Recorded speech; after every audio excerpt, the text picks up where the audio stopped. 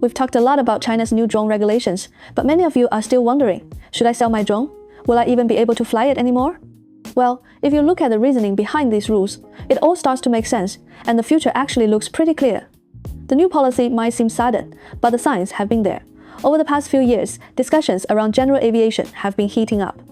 If you follow the news, you've probably seen pilot programs popping up in certain regions, some even involving airspace leasing. Not long ago, we attended a DJI event in Luding where we got a real feel for the huge potential of general aviation. It's obvious the low-altitude economy is about to take off in China. One big change in the regulations is the strict 120-meter, around 400 feet, altitude cap for consumer drones like those used for aerial photography. Essentially, China is clearing the airspace above 120 meters for general aviation. We've all seen the headlines drones disrupting flights in places like Chongqing and Chengdu, causing massive delays and even groundings. Imagine a small camera drone suddenly zipping into the path of a general aviation aircraft. Scary thought, right? General aviation is poised to become a major industry and a powerful economic engine for China. The government isn't going to ignore safety and management for the sake of hobbyists, and these rules aren't likely to loosen up.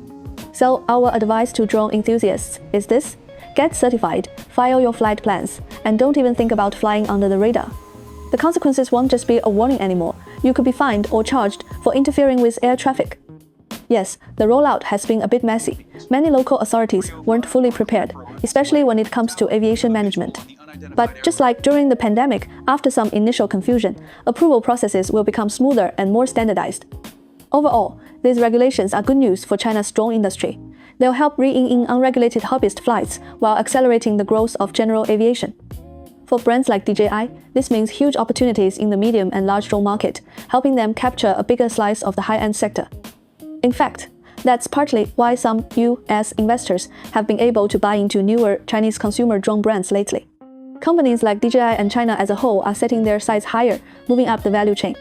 Leaving some room in the lower-end market also eases US-China tensions and helps China gain more influence in the global arena.